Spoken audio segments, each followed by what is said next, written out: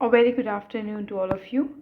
This lecture is going to be the first lecture among the series on company law, जिसमें हम discuss करने वाले हैं background of the evolution of company law, the meaning of company law, the definition of company law, and how is it different from other kind of organizations like partnership firms, Hindu undivided family, and etc. If we peep into the background of the evolution of company law, we could easily say that it is derived from the combination of two Latin words, जो कि है com and the other one is panis. The com means together and the panis means bread.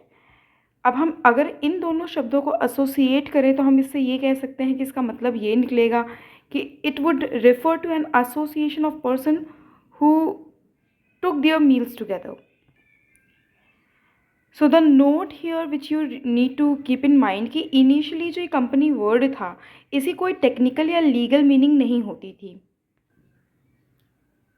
If we move on towards the meaning of company तो ये दो तरह के ideas को denote करती है legal sense में. पहला तो the members of the association जो इतने numerous हों that it can not be aptly called as a firm or partnership, यानी कि पार्टनरशिप फॉर्म में यूजुअली कंपनी से कम मेंबर्स रिक्वायर्ड होते हैं. और दूसरा, a member may transfer his interest in the association without the consent of other members, यानी कि वो जो एसोसिएशन हो वो लॉ के अकॉर्डिंग इनकॉर्पोरेट हुआ हो और वहाँ का कोई भी मेंबर अपने इंटरेस्ट को ट्रांसफ़र करने के लिए दूसरे किसी मेंबर की कंसेंट की रिक्वायरमेंट ना हो एंड जहाँ पर वो बॉडी कॉर्पोरेट बन सके, यानी कि कॉर्पोरेशन बन सके, corporation that is with परपीचुअल succession and the common seal. ये सारे टर्म्स हम आगे आने वाले सीरीज़ में डिस्कस करेंगे, लेक्चर सीरीज़ में.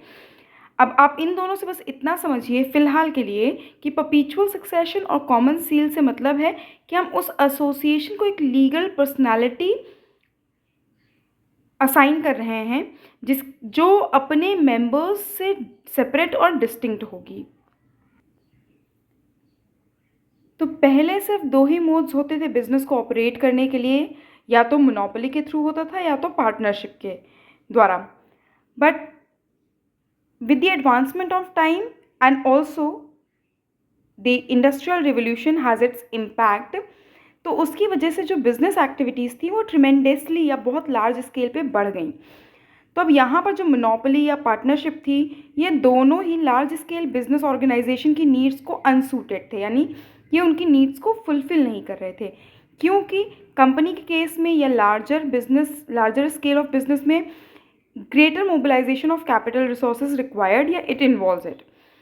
And that is why company has now become the most dominant mode of carrying out business activities. अगर हम definition of company की बात करें तो section 3 of the Companies Act 1956, the older one, and the section 2 subclause 20 of the Companies Act 2013 it states that it means a company incorporated under this act or under any previous company law. But the older definition said that a company means a company formed and registered under this act or an existing company. तो अब यहाँ पर question arise होता है कि what is an existing company? Any company formed under the previous company law would be called as an existing company. तो law justice Lindley ने भी कंपनी को डिफाइन करने का अटेम्प्ट किया है. उन्होंने कहा कि कंपनी एक ऐसा एसोसिएशन है जहाँ पर कई सारे पर्सन मेंबर्स की तरह एक्ट करते हैं जो कि कंट्रीब्यूट करते हैं मनी या मनी की worth to a common stock जिसे हम कैपिटल कहते हैं and employ it for a common purpose.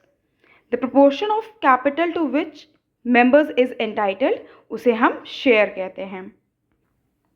Common law के अंदर कंपनी एक लीगल पर्सन या लीगल एंटिटी है जो कि सेपरेट है और अपने आप में सर्वाइव करने में केपेबल है beyond the lives of its members.